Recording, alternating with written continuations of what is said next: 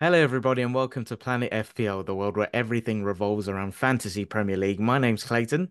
And my name is James. Welcome everyone to the Clayton and James show. We're back. Hey, The Clayton. Chuckle Brothers are back. How are we doing? To me, to you, mate. Yeah, yeah. Thanks, me to you. Not too bad. Thank you. We're going to cover a variety of different topics on this one, which will go through some new signings, some of the stuff on the new rules because that wasn't voted through on the people's poll. A little combination of a story from overseas, and also I want to do a regular feature of a crisis club. I don't feel like there is one in the Premier League though, so we've gone far afield for that one this week. Going to finish with an on this day little bit of a nostalgia as well. But I suppose we better start with Super Spurs on Go Monday for it. night's You were Clates. there at the King Power. Where do you want to start with it? What did you think of the game? Because I feel like first half, I was watching it. I'm an Arsenal fan, and I was thinking, oh, Jesus, this is going to be a bit of a cricket score when I was watching the first half. And then I don't really know what changed in the second half. Like, I can't pinpoint what the turning point of momentum Yeah, was. but well, I can. Okay, go on. They scored. No, but I feel like there was something before that where they got a no. No, man. It's just basically the first attack they scored, and that just completely changed the whole momentum of the game. Because it was never any concern. We were great in the first half. And I Yeah, think it's easy to forget that. Like we've all left the grounds in the away end feeling quite despondent and not winning that game because I think clearly they've obviously come into the new season not in a great frame of mind slash mood. Have not really got too many new incomings in. Although I thought Buonanotte played really well in the 10 position actually. Um, but you're now in a position I think of thinking got to win these games. Plus, the weekend's results almost dictated that as well, because everyone else won. Obviously, Chelsea and Man City couldn't both win, but everybody, all the favourites won at the weekend in terms of our competitors, if you will, for say top four, top five. So there's that pressure. You've watched everyone else win. You play really well first half, no complaints. The only complaint at half time is that you're not winning by more than the one goal advantage. And then once it's scored, we just massively lost our way for 15, 20 minutes. And then it was too much to try and recover and win the game. And we easily could have lost in the end with the chance Vardy had with the left foot shot. I've seen it back since. You should score. So you could have walked out of there with nothing, which would have felt like a disaster. And listen, nothing in game week one is a disaster. Teams have lost in game week one and won league titles and still gone to finish, meet season objectives and stuff. I mean, it was just the pressure of the weekend of everyone else winning made it feel even worse. yeah, And where we want to be now, yet not everyone will win at Leicester this year. I'm sure we won't be the only team from the expected top eight that doesn't win at Leicester. But it feels like you kind of putting a pressure on yourselves to got to win these sort of games now. That's how it feels. And as I said, they weren't coming into it in a great state. I'll talk about them first. So, few key points. Vestergaard did play with Fass at centre back, so I don't know if that's going to stick. I mean, Wout Fass will certainly continue to play at centre back. So, for those who are interested in the 4.0, you may be a little bit more keen, having only considered one to Tottenham, and they don't have a terrible run of fixtures coming up now. So, I think if you were going to invest, probably Fass is the safe way to do it. They were better off for having Justin at right back, based on what Aaron Lager had said on Correspondent Week, concerns about Pereira going up against Son. Son was bad. Come back onto him. Midfield, I thought Winks and Didi did quite well for them. I think Buonanotte might even be one to keep an eye on, actually, from a fantasy yeah, you're perspective. I right. It looked wouldn't good. I wouldn't say go and buy now, but with Brighton, I feel like he often got shunted into a wide position, and he looked like a good little technician in the 10 position that linked it quite well. Obviously, Vardy starting was a real shock, as we discussed a little bit yesterday. Seems like he maybe kind of went to Cooper on Saturday and said, I'm available. I'll try for you." And adrenaline has obviously got him through it quite a lot. Couple Red Wasn't Bulls. Yeah, a couple of Red Bulls. I've seen that at half time now as well. That's, I mean, it's usual with him. Did he put the port in the Red Bull? Because I thought it was Red Bull and port, so I assumed it was a glass. Maybe he just puts the port straight in the Red Bull. I don't know. Mavadivi not starting was a big shock. Yeah, have you heard anything about that? Like, I'm sure it was tactical, but I I, don't I, know why. yeah, I watched back. the first 20 minutes last night to just try and give me a bit more of a Leicester perspective on it. I mean, again, we were so dominant. But I was keeping an eye on the two wide players to see if they were doing man-to-man jobs on Porro and Udogie, because I'd seen Fatu do that really successfully against Kyle Walker-Peters when I watched Leicester back in April. And no, that wasn't really the case. But if they did let one of them go, you could see there was a clear objective to pass on to make sure that someone else was picking them up if they let them go. That was particularly happened with Cordova-Reid on Porro's side, where if Porro kept going and he didn't want to keep going with him, he was making sure someone else was aware that he was coming into their zone. So it was certainly a communication element of it. So there might have been that. Yeah. Not many teams play like my team play with the fullbacks. So it might be that Mavadivi's back in the team at the weekend as a possibility. That's all I could think. I haven't seen enough of them to give a true reflection on that. But I think if you'd have said to people for fantasy, right, pick a Leicester attacker going into game week one, that's probably the one they'd have picked. Yeah. I'm gonna guess. I I bet he's saw he'd be in a couple of teams. he so I think it was on Thursday night or Friday during the day. I went on Twitter and I just suddenly saw Mavididi in loads of drafts and I in preseason I liked him as an option. I just didn't understand where the sudden urge to put him in had come from. And a lot of people had said that I think part of it was FPL review had been quite high on him because there was something around like the penalty taking order Well, if where Vardy didn't play, he was probably gonna take him, yeah. and Daka also being out. So I think that's where that came from. But yeah, I'm with you. I think he'll probably be back in the team next weekend. I'm not sure he will because of how they played. But I also wouldn't be surprised if it is the case. I suppose if you're sitting there and owned him, you're concerned. But then I don't know, you started with him for Tottenham at home. Did you have big expectations? Yes, I know we always concede, but you probably didn't have big expectations for what it would be. I think really good praise to Leicester for what they did from after they equalised. The crowd got up for 15, 20 minutes to give us real problems, but were pretty weak. How are you I don't feeling? look at them and think, oh, actually, they did really well against my team. I think they'll finish mid-table. Like, no, I didn't No, have that vibe, mate. because that's the thing. As much as you're saying like teams will go there and lose, I'll be honest, this is going to sound probably quite harsh, but what I saw in that first half, I thought they were dreadful. Like as much as Spurs were good, I thought Leicester were really, really bad, and I was more looking long-term captaincy. Like, could these be the team I target? I always feel like there's a team that I tend to target for captaincy in FPL, and I was just looking at them thinking, my God, like as an Arsenal fan, licking my lips at playing them in I think game Game week week 5 or six, 6. Yeah. But yeah, in that second half, interesting. So they scored in what was it, like the 57th minute? 55, And yeah. then you And we said should have scored after, twice in the first 10 minutes of the second half. yeah, how did you feel after that? You said their crowd kind of got a bit more up for it because before that it was so flat, like From them, from their yeah, atmosphere. and Yeah. I know why as well. It was quite flat. That became, I don't know if it was clear on the commentary or not. I'm going to suggest it probably wasn't. But in the ground, obviously, when the teams were coming out, it was like, welcome the two teams, Tottenham Hotspur, Leicester City, and under new manager Steve Cooper. And you could hear a little murmuring of booing. Ah, okay. Obviously, Leicester and Forest don't like each other. That's where he was before. So again, Aaron has spoken about this, and a few other Leicester fans have. There's definitely an element there that massively needs to be won over. So that this is before kickoff of your first home game against an opponent you're possibly expecting to lose to, and there's a number of people that go in there with a negative vibe to start with. Like that's not helpful. That's not you get behind it. Yeah. Um, and not all, it wasn't 30,000 people booing, not at all, but you could hear a little murmur of it, of a little bit of booing. So there's people there need to be won over. It's never a place, even when obviously we're going for the title and stuff. It was never one of them places you ever looked at and went, "Oh, that's a daunting place to go." That they're the clappers crowd, aren't they? Yeah. When you think of that, the When the, you think of the a clapper, it's clappers, like that's they're the not first ones you intimidating. think of. And obviously, the year they was beating everyone, like it was just a positive vibe. You think about it afterwards now, put your clappers away, kids. Like, it's that sort of one, isn't it? So no, they only have.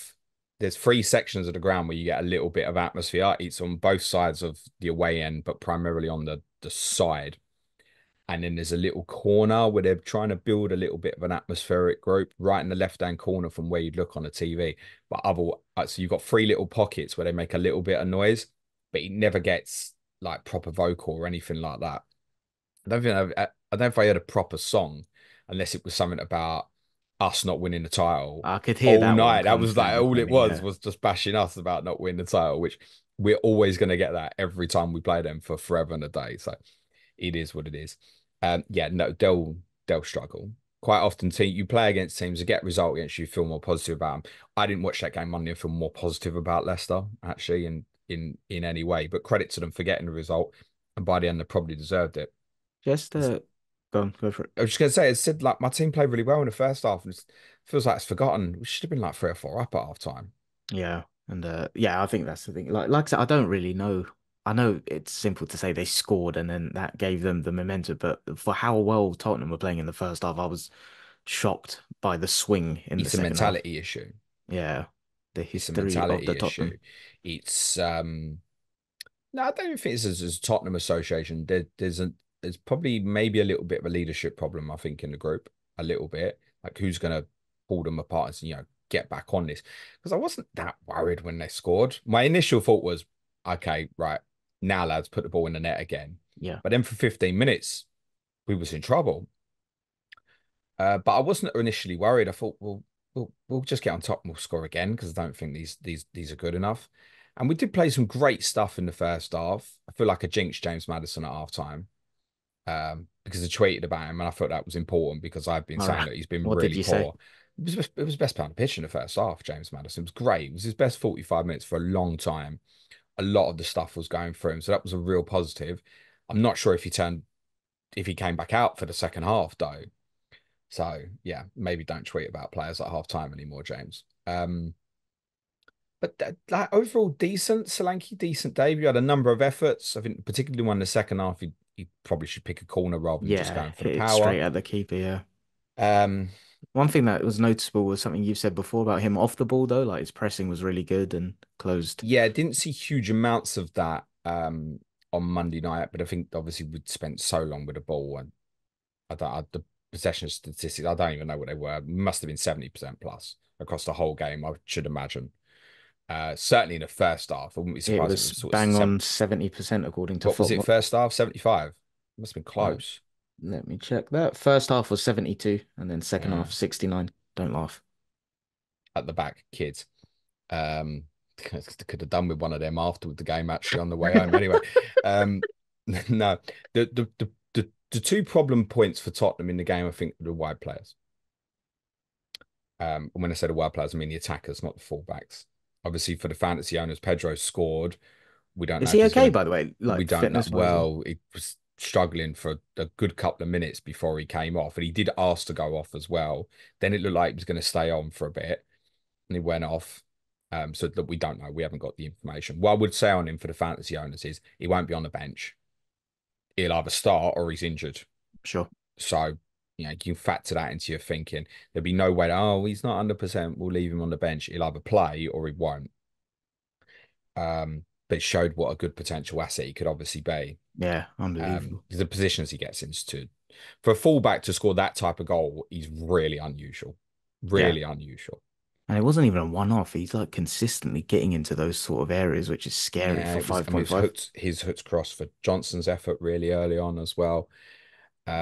Yeah, he's potentially a super fantasy asset, but don't expect the clean sheets to come with it. And obviously, after this weekend, not to say it's a given, but we've spoke about Everton quite a bit earlier in the week. Tottenham should win the game on Saturday. And then there's a tougher run coming where you can't see clean sheets for Tottenham. I don't think even look at Brentford at home as the positive fixture in game week 5. Kind of nearly always fancy Brentford's score actually. So you are relying on the attacking output from him. Interesting. Only obviously was it one bonus point he got? Think Two, I so. think. Oh, was it? Fatu and Vardy were the top and second for bonus. Just the 1 point for Porro. You are correct. Um, Sorry, yeah. you would maybe under that sort of circumstance with the way the game was going as well, maybe have expected that to be top. So I'll be honest, I've not dug into if that's an impact of the change to BPS or not. But he was the only defender. Was he the only defender to score at the weekend? I think Porro. I wouldn't I know think that, from all the to be games, honest. maybe I might have that right. Pretty much meant that every defender 5.5 or above returned, except for Fabian Schär getting sent off. I think so. Ouch. Big at the back is back. Yeah, Tottenham's problem was the wide forwards. So obviously Decky didn't play for me, obviously my fantasy team. I love the fact that people were tagging me, telling me that he's not starting. Cheers, Jeff. I'm not Like, there. it's really interesting that. Anyway, um, his preseason form dictated that he should have started, even in my opinion, if that was for Madison. But as I said, Madison was really good in the first half. Johnson, I thought, did some really good stuff defensively for the team, actually, but offensively, not enough. And Son, he's just an ongoing problem, I think. I think, like, again, he's in my team and he'll obviously be in my team this weekend unless I decide to suddenly pull the wild card, which is now extremely unlikely for me, despite Kulusevski not starting and the Porro injury there. He won't be on the wild card. Absolutely no chance. Um, I didn't realize the state of the stat that he'd only scored 7 open play goals from the night we lost 4-1 to Chelsea, where like half the team got decimated Wow. last Wasn't that season. like last November or something? Or October? October, I think. Wow. Might have been November, maybe. Um, and I think when he did come, it was largely like playing through the middle and stuff as well. Anyway, he can't beat his man anymore. Can't beat his man. You were relying purely on his finishing. And I've said this in the past, and I'll say it again. I think if Tottenham did get a massive bid for him, they should take it. Yeah, and reinvest. I hope Kulusevski will play on Saturday. He should play on Saturday. Um, Give us another layer of creativity Who would he come in for? for me, for Johnson. Like Madison would have to play again after his performance in the first half on Saturday. Yeah, Kulusevski for me would go into. I think I'll probably chance him to start him again in FPL actually this week. Don was fine for a debut. Every chance he'll get something for the weekend, but I think he'll probably be Jota captain for me. Which for those who are just listening to this and haven't listened to the rest of the FPL content are going to be going, what? I can't bother to explain myself again. Um, the other note for Spurs, which obviously a lot of people did pick up on, was Lucas Bergvall when he came on. For those Vicario particular, gave for him a those on our Patreon who've been listening to me talk about him a lot this summer, they now know what I'm talking about. That is going to be a super footballer. He is the best 4.5. The only danger with him is you block yourself off of free Tottenham, but I don't think you're going to block yourself off of free Tottenham because I think Solanke will show himself to be the best attacking asset if you want one, because I don't think Son will be worth the money. And then it's Porro defensively quite clearly. So that would be your three, I think, if you ended up with three. The other element to consider for the weekend, I'm sure he won't start, but Wilson Odobert wasn't eligible to play on Monday night. Presumably he will be for Saturday. And he's a really direct runner in terms of dribbler. That's what Tottenham really need. It's all right having these pacing wide players, but you're relying so much on the pass to get the best out of Johnson or Son, i.e., in between centre backs and full backs and then behind, or straight out to them, and then just pushing it and going. Because you don't actually have the well, Son does have the technical ability, but I think it's losing a yard. Johnson doesn't have the technical ability, but does have the pace. Tottenham need a specific 1v1 dribbler, a Mitoma type player. Um, and that's going to cost Tottenham a little bit. So, window yeah, still open, anyone? deflating, but again, it's so easy to forget that the first half was great. You'd have looked at the first half and gone, this is a good team. Yeah, and you always say, I think, where the objective is top four for Tottenham this season, right? 2 points per game. So over a 5, 6 game week period, then Yeah, but assess the the points problem to. is you can really be quickly chasing your tail here. So even if we didn't win on Saturday, with the next two being Newcastle and Arsenal, it's not inconceivable. We're on 4 points from four. Yeah. And Then you have to go even on a bit from of a run. that, right, suddenly to make up those 4 points, you need to keep pushing it. We've got United away, Brighton away as the two away games that follow that. You're going to chase top, you're going to be chasing 2 points per game a lot. That's what we've got to win Saturday, or we'll be chasing not just the 2 points per game, but chasing everybody else because clearly others would therefore have a 5 or 4 point advantage on us come the Yeah. weekend. And then we go into a couple of really difficult fixtures, which we're not incapable of winning, but yeah, we lost them both last year, and it's very conceivable that would happen again. Yeah. We'll discuss it more on Patreon on Tottenham. If you want to hear more of James' Tottenham thoughts, you Oh, know and where some to find brilliant us. stories. Oh yeah, you said to remind you about an Uber driver. An So Uber driver and my dad being an absolute plonker. Hi, Dad. lovely stuff. Should we keep it moving? New Yes, mate. Premier League rules. Can you talk me through them? Because I can't find one article that just summarizes it nicely. So there's a few changes this year, which I think are just worth clarifying for people. Half the time, it's with frustrations that people feel where it's not been communicated properly that some things have changed. So, like a common one I saw last year was, well, why don't the ball boy just give him the ball back? It's actually they're not allowed anymore. They're told not to. The players have to go and get it from these cones now, which are you've got this multi-ball system around the pitch, dotted around. And I think that came about because of the incident um, with Bernd Leno and the ball boy. Do you remember at Bournemouth? I can't actually remember this, no. I think that was last year, though. In any case, that could be an incident that happens again because they have tweaked this multi-ball law about ball boys giving or ball girls giving the ball back to players. They can give it directly to a goalkeeper now if there is a goal kick. And they weren't allowed to before, were they? Apparently not. No, Right. no. So, um, would we prefer the multi-ball system or do we prefer? I guess it takes away the multi-ball system takes away the ability for bias in the pressure on the kids, right? Do you remember that famous one with Guardiola giving like a team talk to the Yeah. to the to the kids? You know, make sure you give it back quick to our players and that kind of jazz. And clearly there is that, isn't it?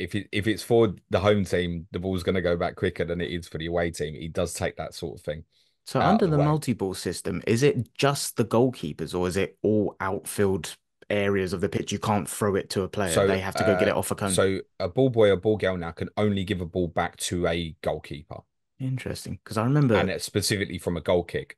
So if the goalkeeper came running to take a throw in, like the goalkeeper, I would say I'm a goalkeeper. They can't give it to him. It's only specifically from a goal kick. you can see why they've done it. Like you say, it kind of removes biases and some competitive advantages for certain teams, I guess. Here's one you didn't know, which is just really it's not interesting at all, but it's a new rule. Is the amount of subs that are allowed to warm up has increased. I didn't know this, but you could only have three subs warm up at one time. I Did didn't you know know that either. that? No.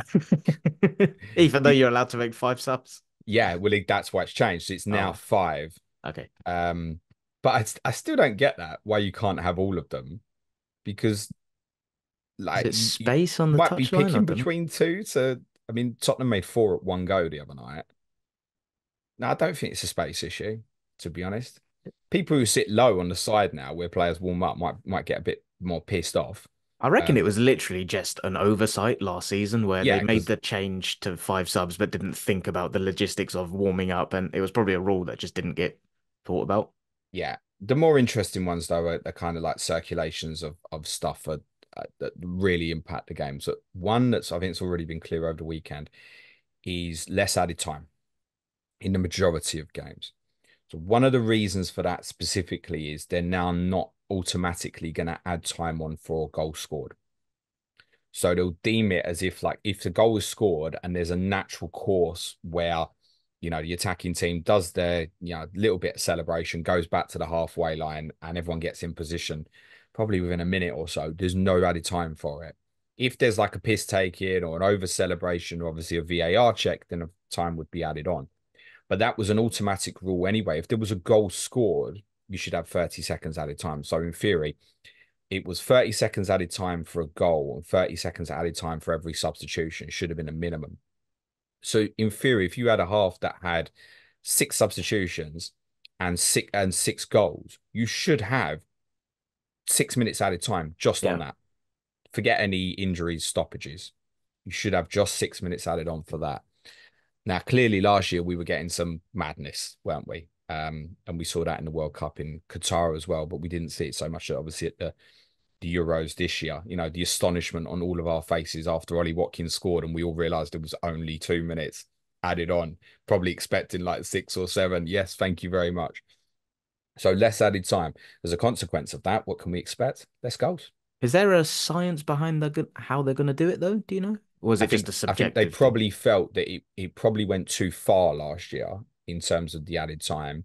Once they'd got there, it was then like stick to it, particularly when you had things like, say, my team being 1-0 down in the 97th minute and winning the game against Sheffield United last year. It's like, well, you can't now change the rules to say, well, that was too long and not give someone else that opportunity later in the season because that would be an advantage to my team, right?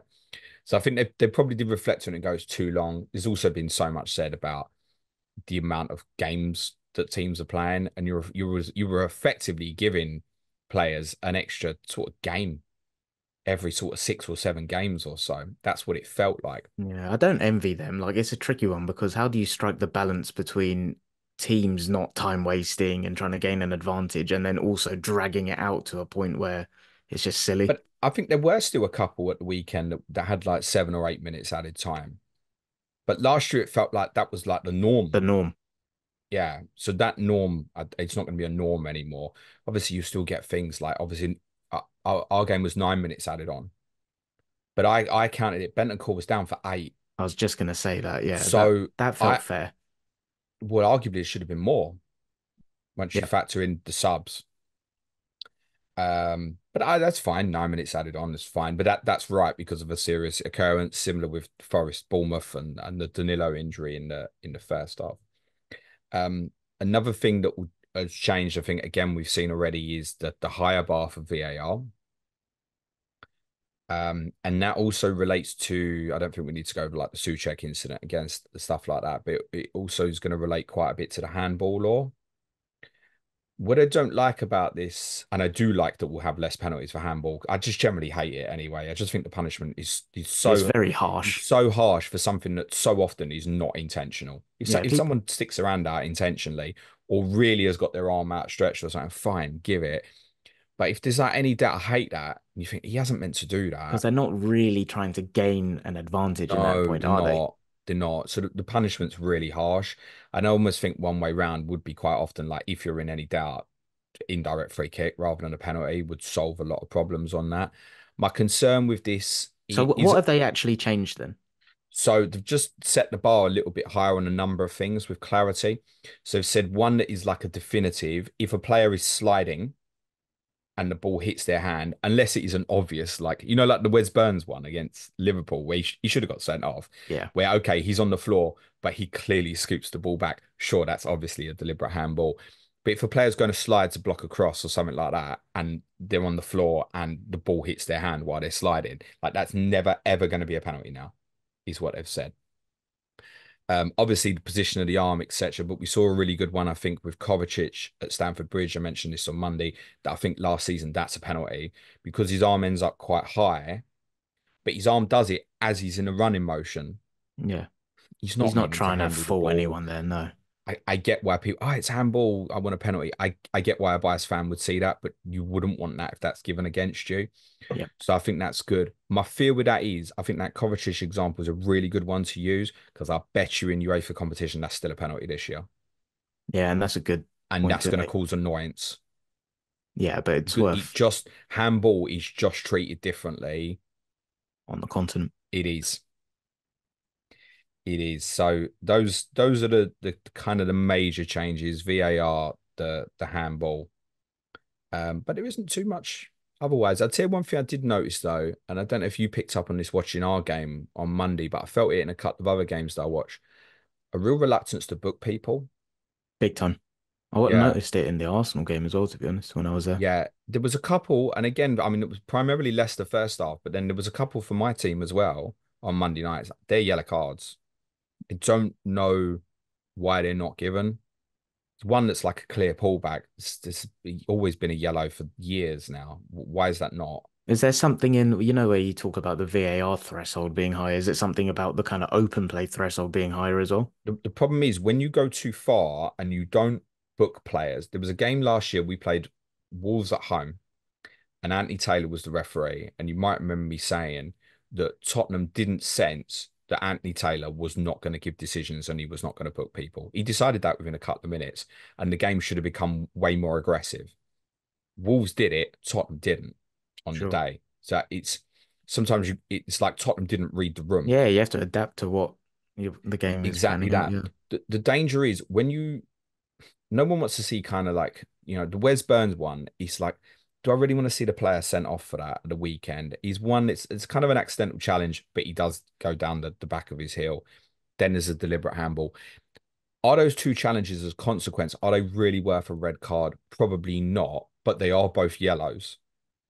You can only officiate the game based on what you're abided by to do, basically. So you should have been sent off, despite the fact the red card perhaps being a bit over the top. The danger is though, if you don't start booking players when they're diving in and stuff, someone's going to get hurt because Yeah, and people then because people will read the room and think, well, I can get away with a little bit more aggressiveness until it's here. too late.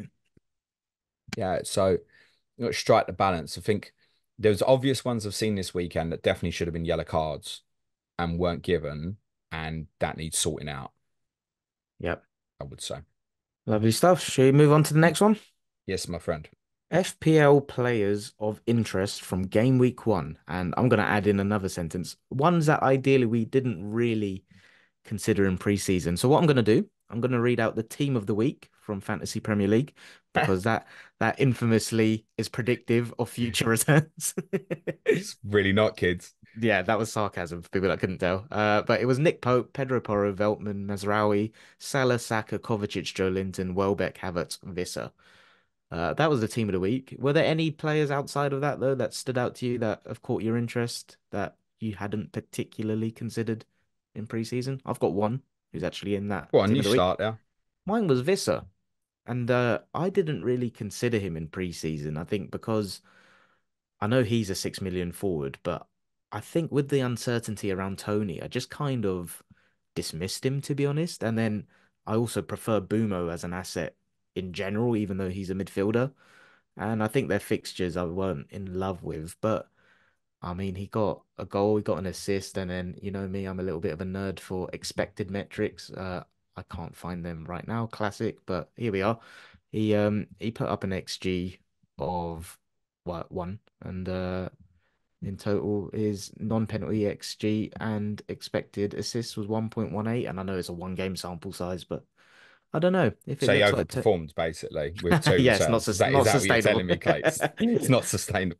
But yeah, I don't know. He's someone that I just didn't really consider at all in preseason, and I think Yeah, he's shown periods of consistency he before. was someone people might remember me saying this to Tom Med on Correspondent Week that I was really keen to get Tom's approval on him because at the time before Solanke had moved, I was really struggling on the third forward spot. And in hindsight, for me and what I did, it was Chris Wood all along, put off by I think Nottingham Forest might buy a forward at any point. And also just being Chris Wood at the end of the day. But really wanted to go Visser as the third forward, just felt a little bit more exciting to me. And Tom did the same on Correspondent. We really poo-pooed it. And obviously spoke quite highly of Kevin Sade. I think Kevin Sade is one to throw into the 5.5 mix that people might want to look at again come game week 6 when Brentford's fixtures turn. It's not one for the moment. But yeah, I was really put off by Visser. I think as well, Tony, I guess, is going to go, and that's always been the thought process because they've already invested in Thiago. They've also invested in Carvalho, who can join that front three line pretty much anywhere as well. Although we do think he might get used deeper for Brentford, means that they probably don't go back in the market. So he might stay through the middle as the central forward for the next few months. That might make him quite interesting. But he's also competing with people like Muniz, who you feel is like his talisman, whereas Visser's not for Brentford, even if Tony goes. It still feels like it's more likely to be Bumo. I think that's a name that has got people's interest more over the weekend. Again, looking at game week 6, because again, if Tony goes, he's probably taking the pens. And he's so capable, Bumo. Yeah. Is there anyone else that caught your interest? You said you've thrown Sade into the mix. Yeah, I think Kevin Sade is one certainly to keep an eye on. I mean, on the eye test, I was joking with FP Harry about this prior to the start about Traore, who's never going to land into anything, but they do have a good run of fixtures, and he's Are you talking about 5.0. Adama Adama Traore? Traore, yeah. Oh, I don't No, think I could do no, that. I'm not. But with Bob's injury, there is obviously not much to look at that price value. And if you don't like Morgan Rogers and you want to look at Traore, he's going to continue to play, He's we lively. think, at the He's moment. very lively. I quite like Buonanotte. I think to keep an eye on that wouldn't have been a name that was under consideration for people um, going into the weekend. No, there weren't too many standouts. I think the ones that changed was I think everyone's got a little bit more of an eye on Brighton now after the performance at the weekend. So Mitoma wasn't getting spoken about much as a 6.5 asset, and we said that maybe being overlooked. Minter, I'm assuming at this stage probably doesn't play this weekend because of the concussion protocols, but it's going to be super interesting. Danny Welbeck, if he's got all them attacking players around him, if he's going to play, will score goals.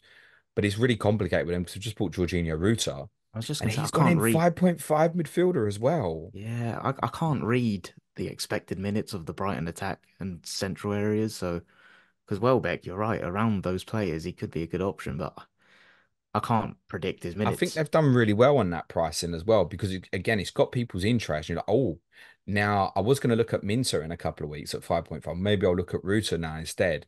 So they've almost, again, they're trying to make you make a choice, and yet Mitoma might be the stable one at a million before. Again, Daniel, if you're listening or watching, mate, get your. They might be prone to sell. They've just spent quite a lot, right? I'm just saying. Arsenal have been linked with a Dingra as well, to be fair, so maybe there is an expected outgoing coming. I mean, yes, another one you I mean, game on the score. There's another one that you forget about. And I think the other one that I'd be really keen to watch over this weekend is Southampton players. Now that there's more expectancy on a fixture, and I think they've impressed everyone at the weekend. Well, you Forget the said red it was card because of prior how to they the red. started. Yeah, Good run of fixtures, and maybe despite my concerns about McCarthy as spoken about again yesterday, maybe they will be better defensively than we're expecting, and maybe one of them should be looked at as a 4.0 to go to. There's no point me telling anyone what to do with Kranzer now or not because people, I presume, have made their decision at this point, and they, as he went down in price last night. If I you haven't did. sold him yet, he'd stick surely. Yeah, if you I haven't think, by sold the him way, now, it's circumstantial. And people are like, you got to keep or you got to sell. It depends what the rest of you got because I would have the opinion generally would have been right stick. But I saw someone say like, yeah, but the rest of my back four was like an Ipswich, a Ben Johnson who didn't start as well, and someone else who's got like a terrible fixture this weekend as like the two backups. And you think, okay, I can see why you want to do something here. I think for many it was probably hold tight, particularly when you don't know. Many of them people who've sold Kwanzaa don't know where they stand with Porro this weekend and will own him. What are you doing? Starting with like -4 for two defenders and stuff. yeah. Well, there are So lots of clean sheets this weekend, but right, should we keep it moving? Yesterday, on the People's Poll, we spoke about teams that needed certain areas to strengthen. For Fulham, you said a right-sided centre back, and today it looks like they're getting Joachim Andersen. Joaquin, James, is he James, Spanish now? yeah, I'm trying to be Spanish. They Mr. Visionary, you called it. I think that's a very good deal. It's a really interesting one because I keep asking myself why. What do you mean? Why is Joachim Andersen going from Palace to Fulham? That's a good question. I hadn't really considered. Come on, Yeah, Clates, get with the pro. Have you not sat and you thought that? Why is he going? Why is he going from Palace? Who had a really good end of the season under Oliver Glasner. This isn't to just downplay no, no. Fulham, but why is he leaving Palace?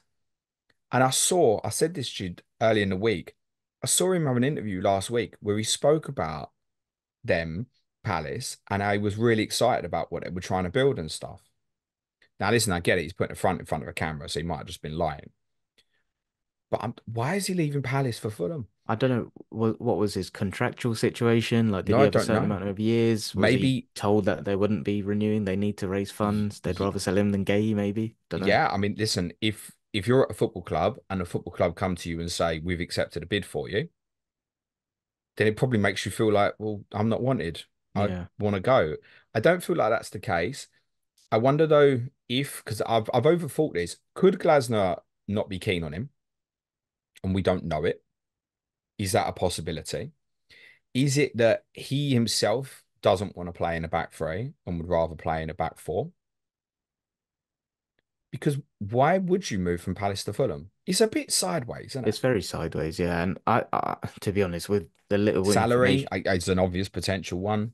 yeah, that could be one. But I think with the little information we have, I default to the camp of like it's just been a case of they've accepted a bid, like you said. Maybe the manager has communicated he'd rather keep a get like maybe Palace need to sell one and they'd rather sell an Anderson and keep a Gay for where they're headed, and then that kind of makes Anderson's mind up. But then what does Gay think about that? Oh, you want me to stay, but you sold my mate. Yeah, I don't know. So God knows. ultimately, what are you doing? You're just pushing back.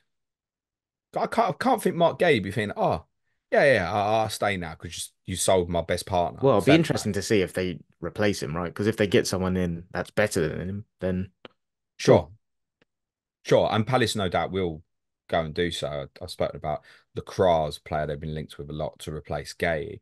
And I've seen new names pop up already overnight about them potentially using to replace Andersen.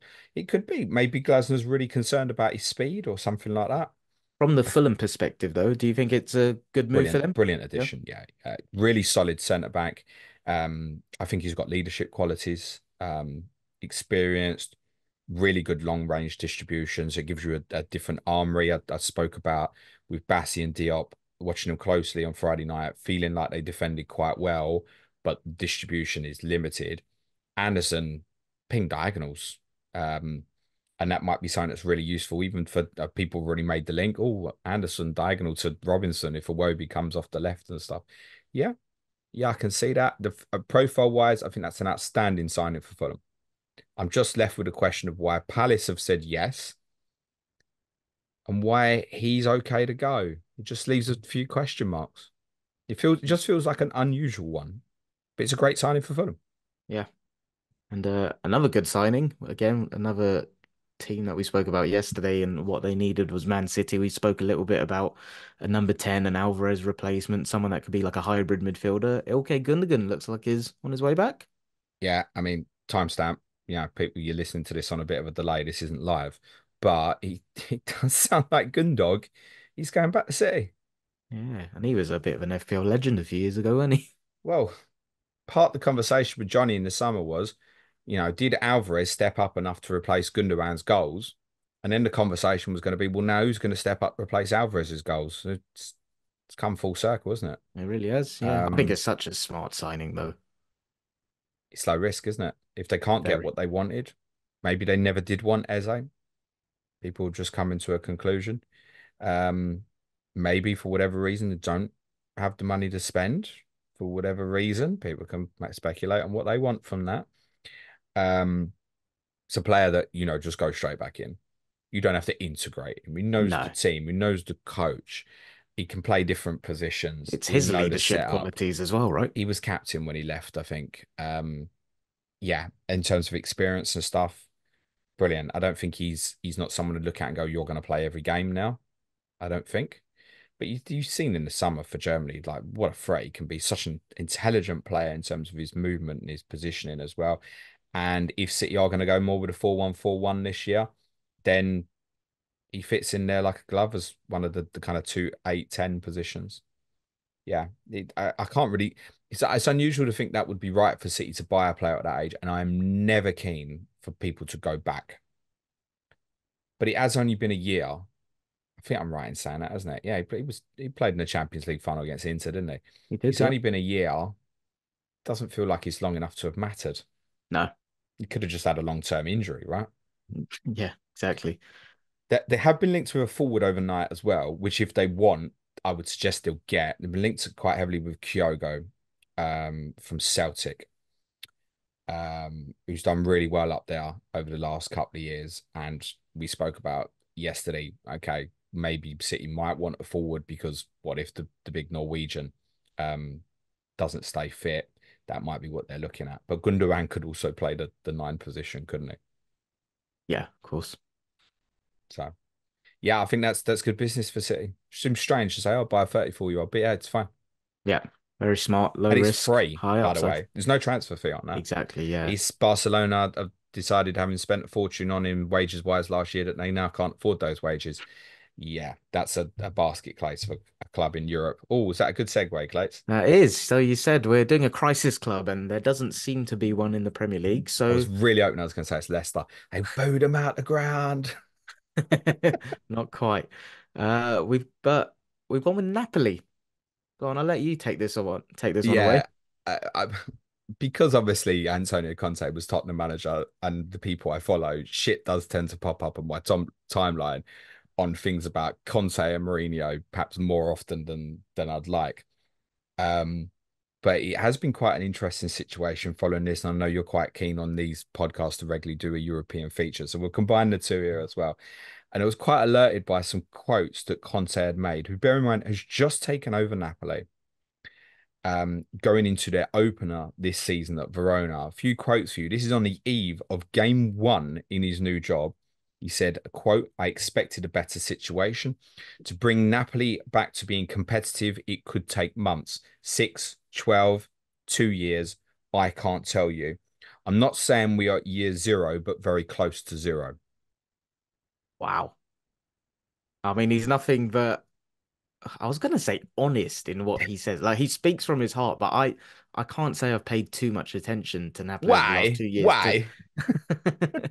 I mean you've experienced it firsthand with Tottenham, right? Where he was quite bullish in some press conferences. So like I said, like okay, let's talk about Napoli. So 2 years ago they literally won Serie A, right? And then last year they finished 10th. I've not paid too much attention in terms of like their squad churn or anything to know what some of the reasons were, but I did look at their underlying metrics and I know it's not always indicative of the case. Chelsea had very good underlyings last season and weren't quite in the league table where the underlyings suggested they should be. But I looked at Napoli last season and in Serie A for XG, they were third. For expected goals against, they were fifth. You combine the two expected goal difference, they were third. So like there must have been some weird shit like variance wise to finish 10th. And then Okay. go on, hit me. Yeah, because now I'm going to read some quotes from him after the game at Verona, in which, in case you didn't know, Napoli lost 3-0. And yes, what I would say is they definitely still have some very good footballers. We're aware, obviously, Kvaratskhelia, if people were unaware of, obviously seen play for Georgia in the summer. Stanislav Lobotko impressed really well for Slovakia in midfield as well. They got some good players. Conte said after the game, he said, Napoli finishing 10th last season isn't a coincidence. Whoever thinks it was just bad luck is far from reality. So, Clayton, I've Take just been your told expected by data and Antonio shove it. Conte to shove your X data up your ass, and you are far from reality. He also went on to say, there is only shame. I am ashamed as a coach. This is madness, mate. This is game one. I'm ashamed as a coach. A thing like this has rarely happened to me. Yeah, maybe. Hang on. Both as a player and a coach. Today, my heart is bleeding.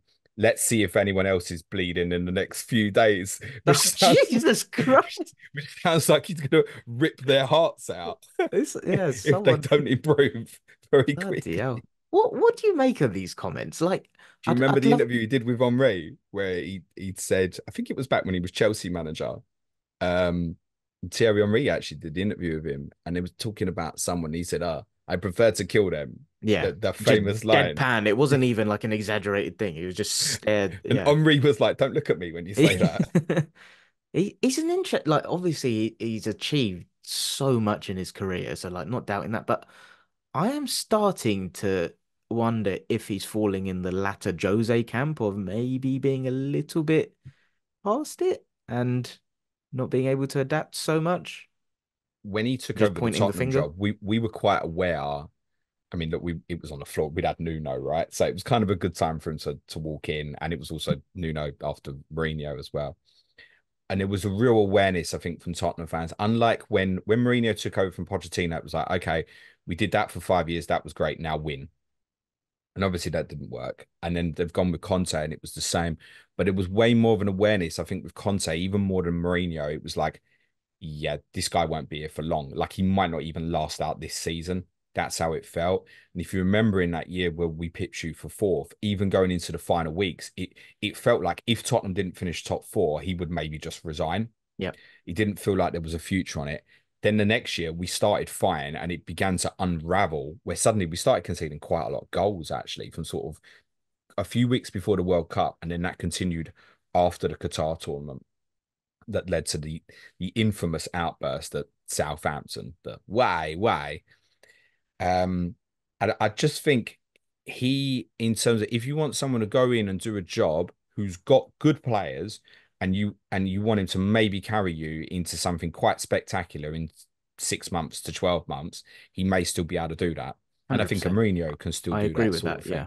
And also, the one thing I will always defend him for is it wasn't all boring when he was manager at Tottenham, because that last 3, 4 months even though it was counter-attacking football, we were blitzing teams Yeah. with Kane and Son and Kulusevski. So it wasn't all negative like it felt like it was under Mourinho. So there's definitely still something there where you can go in and invigorate something for a bit. But I also think if you think back to his Chelsea title winning team, and they were outstanding. People forget they got like over 90 points. They well deserved to win the league that year. They went on a 14 game winning stretch at some point. But I also think if you drop that, even that team had some big characters in it, your Costas, your Cantes and stuff like that. But in Conte's tactics and system, I wonder if Is you drop that Kante a if big character? Never heard him described as that. well, okay. Such a big character that essentially was two bloody players, mate, is how it Yeah. felt like when you played against him. That made him a big character. Look. Cheers, wife. It's my Newcastle Ah, tickets have just turned up. I lovely wonder if I'll stuff. need a. This is genuinely true. It's my Newcastle tickets. I wonder if I'll need a helicopter for these. Which would you reckon, Clay? Possibly. That's a definite. Anyway, I wonder if you dropped that Chelsea team under him now, where it would finish. I don't know. What do you think? Look, maybe it would still win it, but it doesn't feel like it to me with the I way the game has changed. with And modern with the football, game has yeah. changed, I think back to who really competed against Conte that year it was Pochettino and stuff, right? And I think Conte, Pochettino, Mourinho, it might be a little bit harsh to group Pochettino in there because the style of football was obviously very different to the other two. But has like the game evolved so much in the last 10 years that their peak was then, and now it's someone else's. And maybe in 10 years, it won't be Arteta. And that's why you have to, why Guardiola be remembered as like a great is Guardiola was competing with that Conte team 10 years ago in his first season and had already done all the business with Barcelona like 5 years before. So you got like that 15-year period. Antonio Conte's had a kind of a 5, 6 year period at the top. And I think really that's all most top managers will get now Yeah. Especially with how because the quickly game is just football evolves. continuing to evolve. Yeah, it's interesting. Like in isolation, I get it. Well, like, especially the quote where he says, to bring Napoli back to being competitive, it could take 6 months, 12, 2 years. I can't tell you. Like in isolation, for a team that finished 10th, that's not outrageous to say, but I think it's all the other things around it. Like, I don't know. I just don't like people that don't take any accountability. Like, I'm not doubting there's potentially Oh, with him, it's an always someone else's fault. yeah, and I'm not Always. doubting there's potentially an element of he was maybe promised some transfers. He was probably promised some situations that haven't come to fruition. But you're still a manager. You're still a coach. You still like. I refuse to believe that team. And again, caveat this: I've not paid too much attention to the churn of their squad, but the team that finished first 2 seasons ago, and I know Conte's told me to shove my expected data where the sun don't shine, but The still, content tell everyone to shove everything, mate. a team that has put up those underlying metrics last season, which, and the reason I really like underlying metrics is I think they're a more sustainable way of viewing what's predictive in the future. Like, I refuse to believe a team that won the league 2 years ago and performed like that statistically last year can't do better than what he's making out. And a 3-0 loss away at Verona, you can't tell me the manager's taking zero accountability for that. You won't believe this. Got a But when I feeling I went to might. Newcastle last year, I had row B, which is front row. And that's what I've got again. Happy days. Well, I don't like being front row, but when I've got to be in the gods, Well, yeah, where you're in the why clouds, not? yeah, That's take it. brilliant. My Yeah, dad's going to be so happy. And just don't fall over. he's in a right mood for Monday now. And I think that's my dad's dream shattered for the next 9 months, isn't it? I just get a first-hand good-looking view of Newcastle destroying my team again anyway. Yeah, you're not going to change Conte. No, And you're not. the point is, for covering this is who's going to be surprised if Antonio Conte isn't Napoli manager in the next couple of weeks already? Nobody. I know Yeah. this ain't for me. And they go, hang on. I knew you were highly strung, but hang on. I became a bit concerned for him mentally actually at Tottenham. It's worth saying when Tottenham's form dipped, he obviously did have some really close people around him that passed away and stuff, and he had an illness himself. Those things didn't help. But he's so if he was your mate, you'd worry about him, I think. I know what you mean now that you Because said that. I his would, yeah. emotions jump.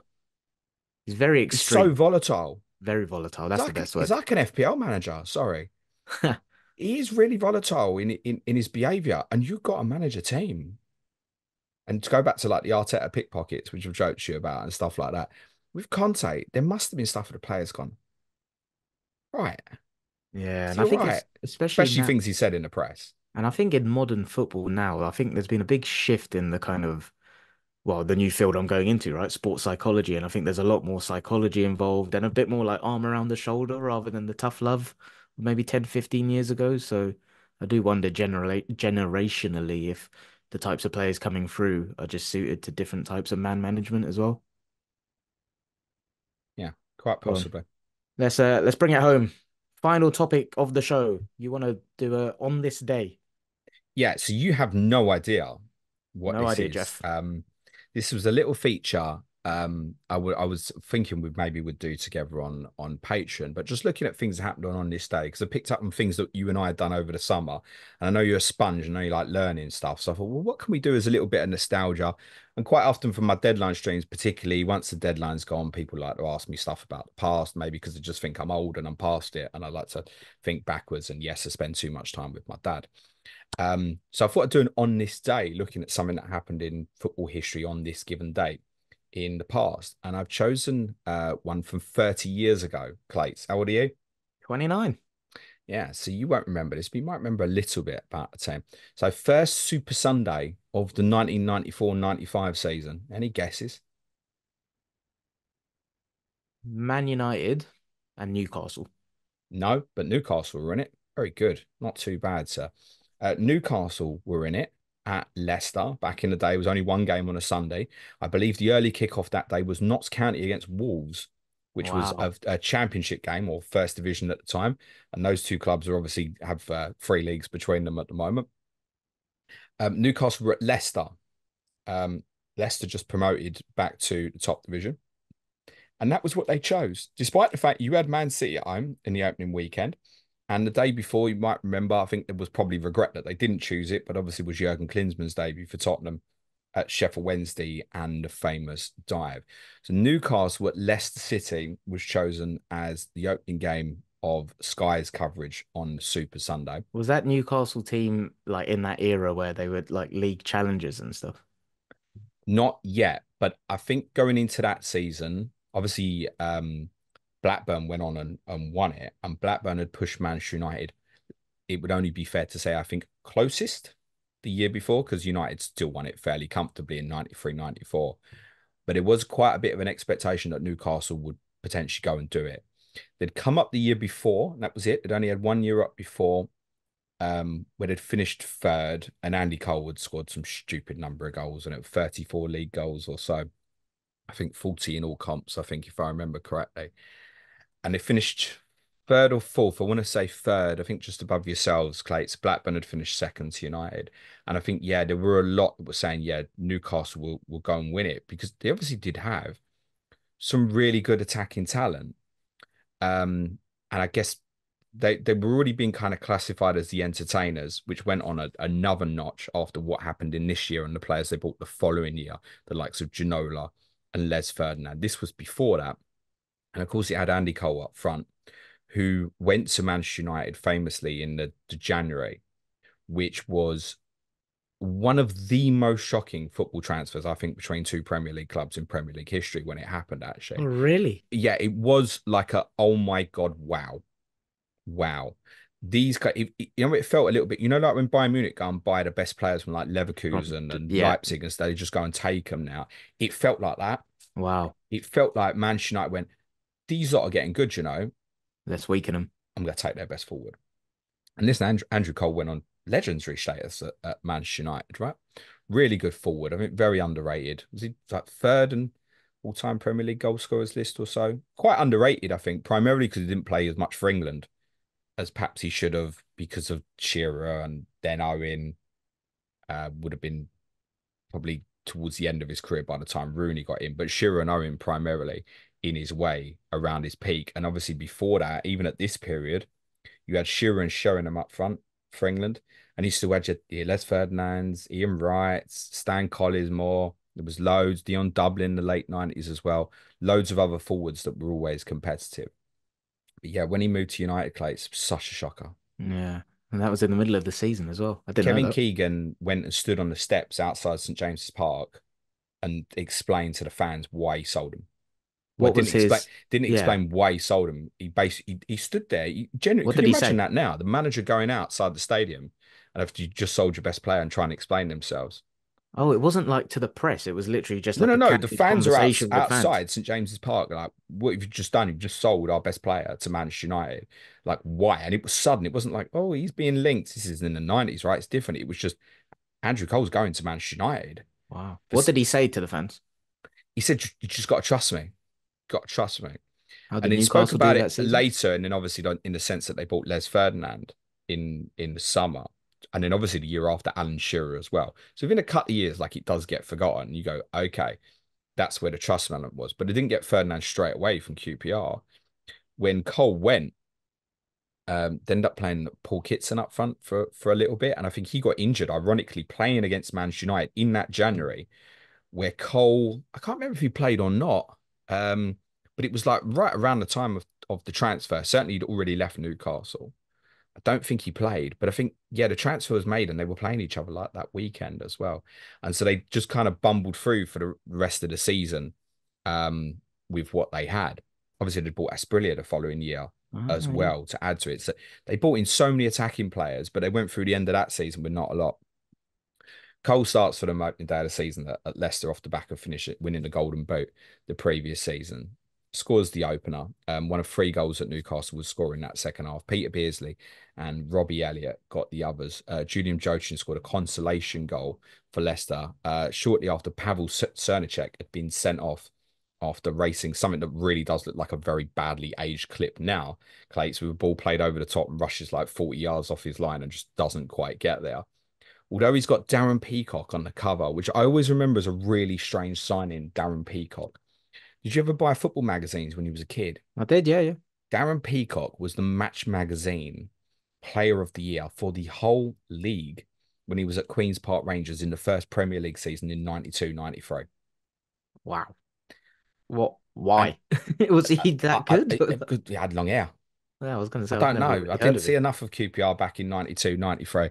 They did right. I think it finished about sixth or seventh or so. But he was one of the rare ones when Newcastle actually invested in a defensive player. But it also bought, obviously coming into this, Philip Albert, who people, as soon as you say that name, people, oh, when he chipped Schmeichel, that people always think of. And I'm pretty sure that no, that would be 2 years off. So that was 96, 97. So it'd have been Cole's second appearance back at St James's because he did play a big part in the goal that led to Eric Cantona's winner at St James's on the Monday night when Schmeichel saved everything.